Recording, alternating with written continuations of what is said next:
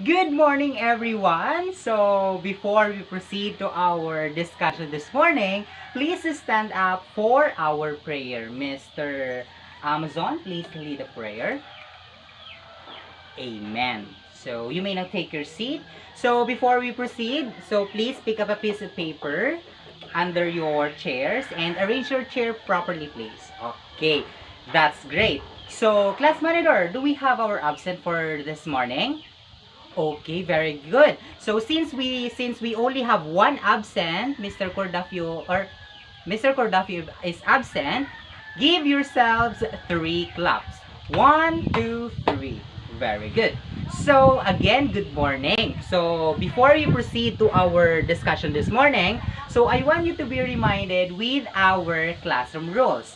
Number one is listen when someone is talking because it is very important to listen. Number two, raise your hand before speaking, right? Number three is participate in the class discussion and our class activities later on because later we have our group and individual activities. So it is very important for you to participate. Okay. Number four is respect each other because it is very important to respect. So do you understand, class? So, very good. So now, who among you remembered our topic yesterday? Yes? Very good. So, our topic yesterday is all about connective words, right? So, who can define the connective words? Okay, very good. So, basically, connective words, these are the words or phrases that link sentences or clauses.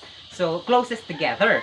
So, connectives can be conjunctions, right? So, it can be when, but, because. So, and prepositions or adverbs. So, and we use them constantly in both written and spoken English. So again, here are the examples of the connective words. So these are also called connective or linking words. So very good. So now, I have here this picture. So what can you observe about this picture? Yes, very good, Erica. It's about COVID-19.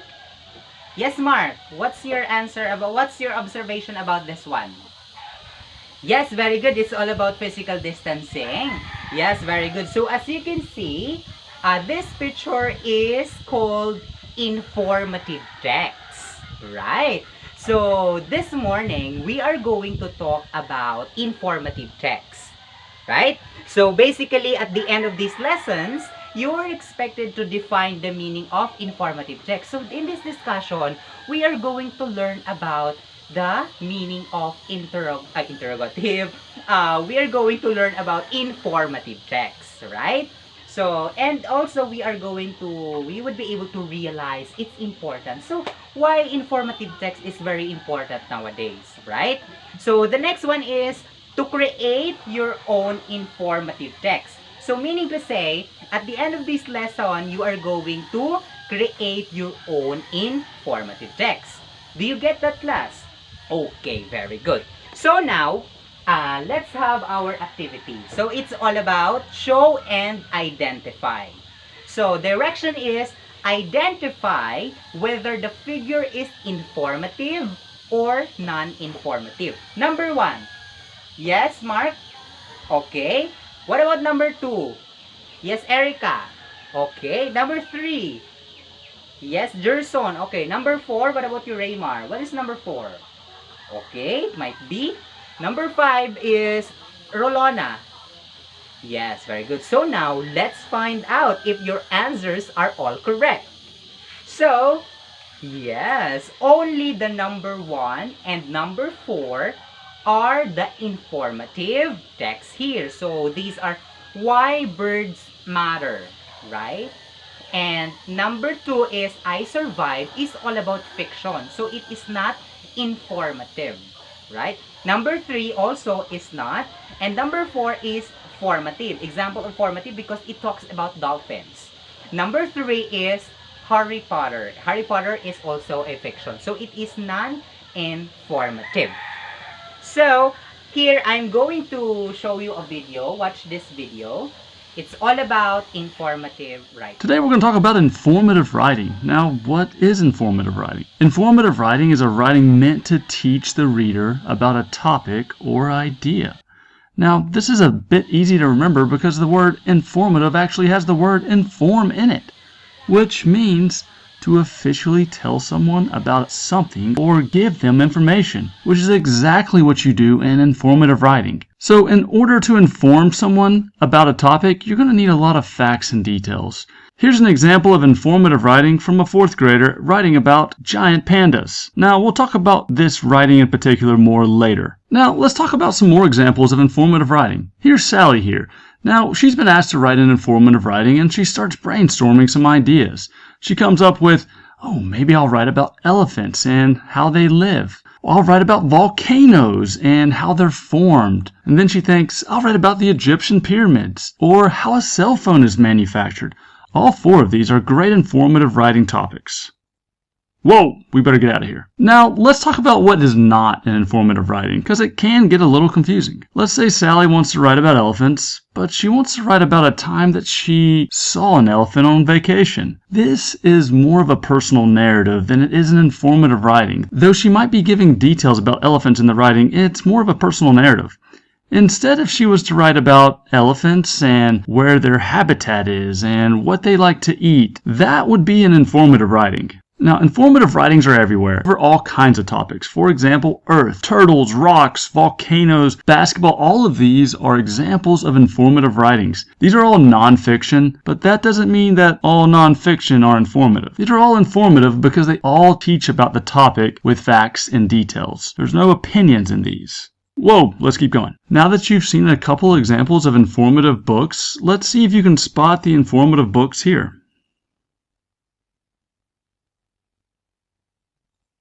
These are the informative books, the National Geographic and the Dolphins book.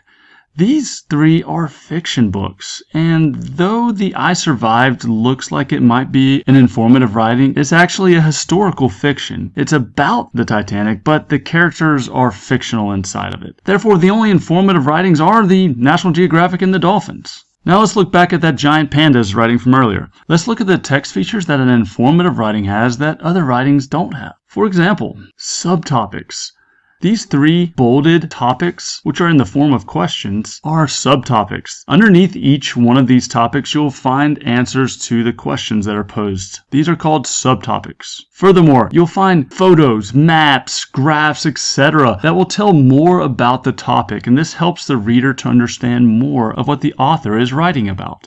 Sources. Sources are where the author gets their information from. Maybe part of the source is themselves and their experiences, but authors also use different sources. Like here they used a science website or Ducksters.com. Those are sources, and this is important because if you don't write the sources at the bottom, it's considered stealing the information from others. It's a fancy word called plagiarism. And lastly, if you were to read all 3 of these subtopic paragraphs, they're full of facts and details about giant pandas. These are just some of the text features that you'll find in an informative writing.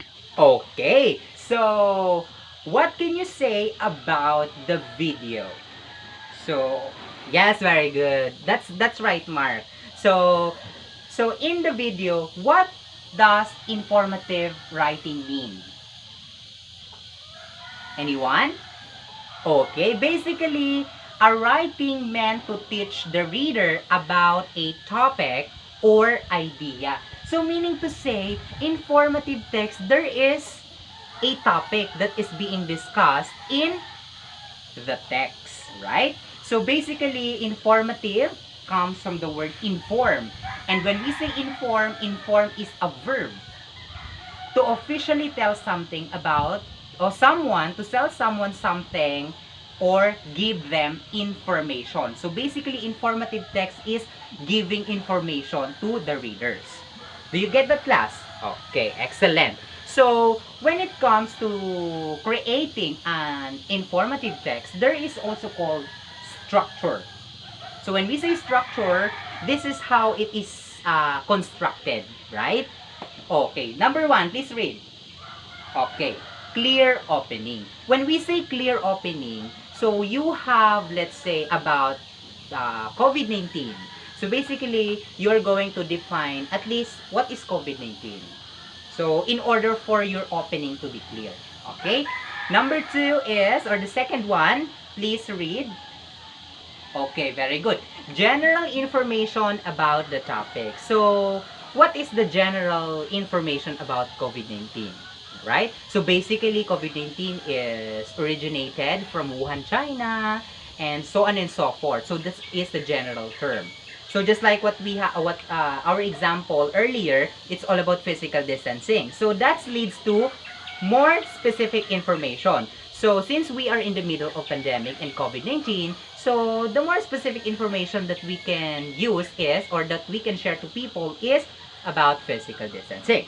The next one is summarizing conclusion. So, at the end of our text, there must be a short and concise conclusion, or the things that you have discussed is being summarized, so that your readers understood what you want to share them.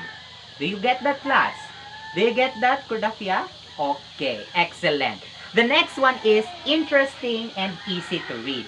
So when we say interesting and easy to read, interesting might be timely and relevant. When we say timely and relevant, it is the topic that may be happening today. So, give an example that is happening today. Okay, the former Miss Universe. Yeah, Miss Universe pageant. Yes, the COVID-19, of course. And, of course, the State Warriors or the basketball. So, those are the current trends. Or, maybe it also the modular learning, right? It is relevant issues today, right?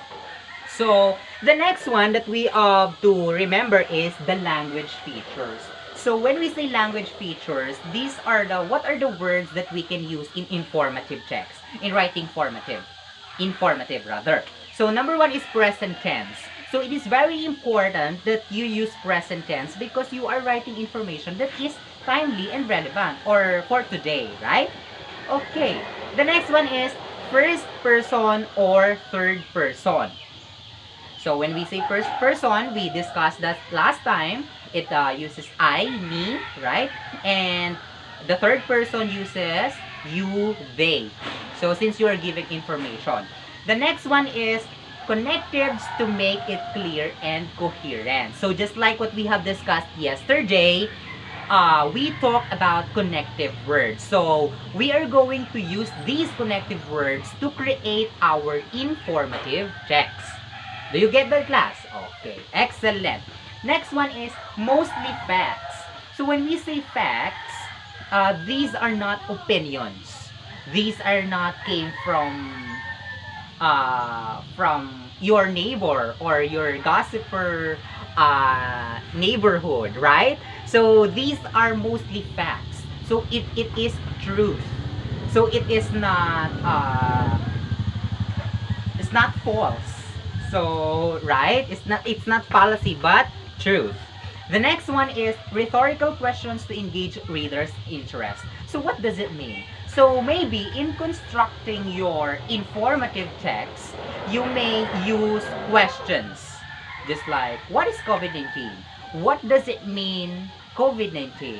What do you think will happen if there's no vaccine, etc.? So, basically, in using those sentences, your readers get hooked.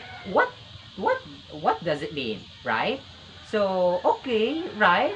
What will happen next? So that you engage your readers. The next one is specific examples. So in writing informative essay or informative text, don't forget to cite specific examples so that your reader understand your text.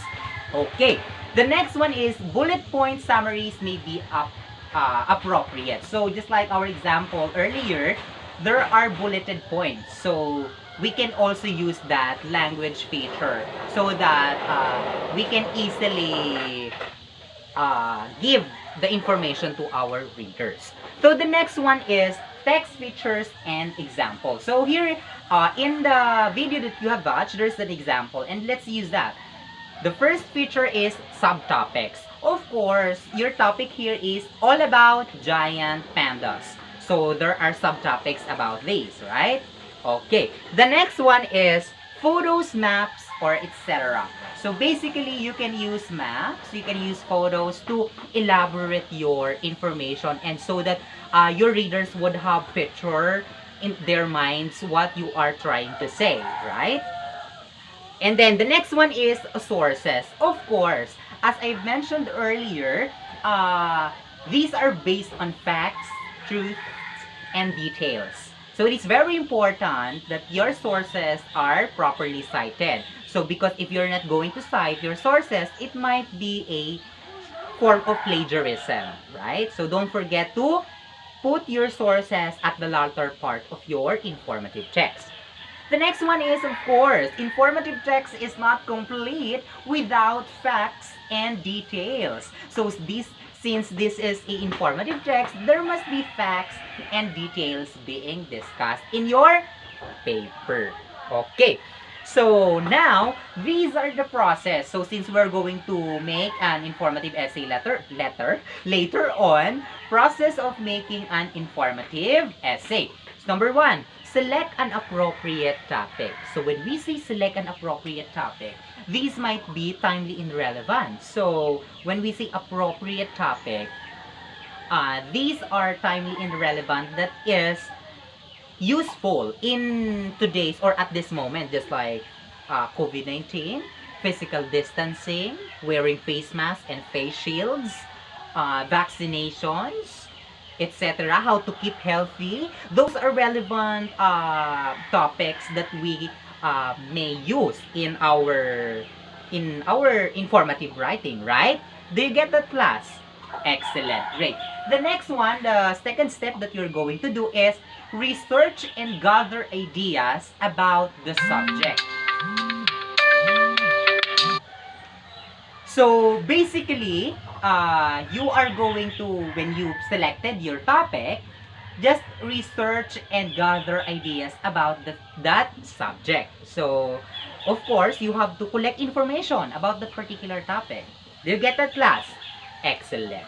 So number 3 is make a list of these important facts. So basically, you are using not only one source, but a lot of sources.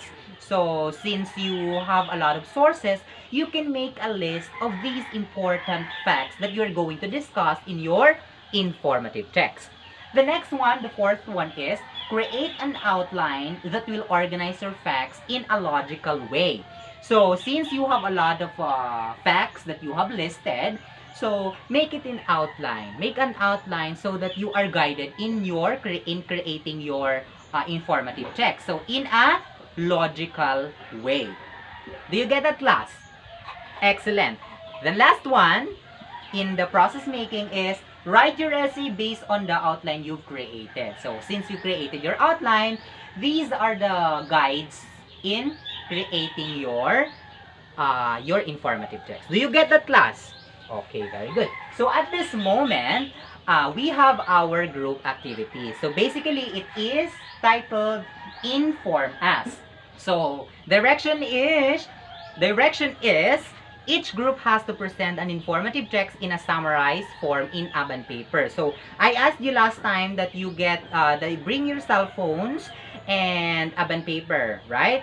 Okay, we will use that in our activity. So this is the rubric. So for your presentation. So group 1, this is the group 1, the group 2, the group 3, and group 4. We have our groups yesterday, right? So that is what we're going to use, the groups 4. So basically, for group 1 is COVID-19 vaccine. Group 2, the benefits of vaccine. Group 3, TikTok trending. And group 4, Lakers wins against State Warriors. Use your cell phones to search about facts and details about those topics. So don't forget to pick your leader, right? Oh, okay, we have our leader. We have our leader already. So the leader will present your activity later on. So please, before we proceed, before you circle your chairs, don't forget our activity rules. Number 1, keep quiet while working because you may be disturbing other groups who are also working. Number 2, participate in the group. Since this is a group activity, yes, Cordafia, you're going to participate in your group. And number 3, listen to each other's suggestions. Not only the leader, not only Mark, not only Raymar or Juliet, but everyone must share. So you'll have 10 minutes in doing that activity. Okay, class, are you through? Very okay, excellent. So group 1, the presentation. Group 2, group 3, group 4. Okay, very good. Give yourselves a round of applause. Okay, it seems like you understood our topic or our discussion. Now, okay, take your seats and get 1/2 sheet of paper. This is an individual activity. You'll do this in just 5 minutes, okay? So, the instruction is write if it is topic, subtopic, body, conclusion, facts and details, or source on the space provided. Are you through? Okay, very good. Now, exchange your papers with your seatmate.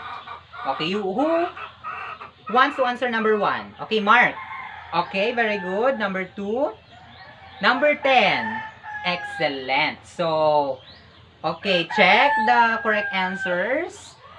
Return it to the owner. Who among you get 10? What about 9? 8. What about 7 below? Okay, it seems like you understood our topic. Very good. Give yourselves 5 claps. 1, 2, 3, go. 1, 2, 3, 4, 5. Very good. So now, what do you think is the importance of the knowing informative text? So these are the situational activity. So if you want to know about vaccination in your barangay, who is the one that you need to contact? Excellent. It is the barangay officials because we have to remember that in writing our informative text, our source must be reliable and valid. So in this case, in this situation, barangay officials are the reliable and valid source of information. The second one, what if there is someone who is recruiting you to an organization? What are you going to do? Very good. You have to find informative text or information about that particular organization because it might be a scam. It might be a fake, right? So it is very important that you have to validate their organization. And informational text will help you in such thing. Okay? So, what about this one? The next one. The next one is, what if there is a rumor or gossip about lockdown in your barangay? What are you going to do? Right, you have to test or you have to know who said that, right? So you have to ask your barangay officials, right? Very good. So it is very important that we create information so that our readers or people are guided. Okay? So now, who can summarize what we have discussed this morning? Yes, informative means okay, very good. So what about the structures? What are the structures that we can consider? Excellent, very good. So what about the parts? What are the parts of informative text? Okay, very good, Mark. Excellent. Yes, Lynn. Okay. Juliet, yes, very good. John, yes, that's it. So there's also language feature, right? So what are those? Okay, very good. Yes, correct. Excellent. So don't forget to copy this class, right? Because it is important. Now, get 1/2 sheet of paper and answer this one as your evaluation. So define what is informational text and create your own informational text about the topic that you want to share to the class because later on you will share that to the class. I will pick, right?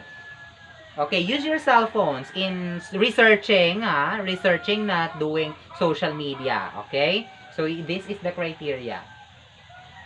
Okay. Okay, are you through class? Okay, Mr.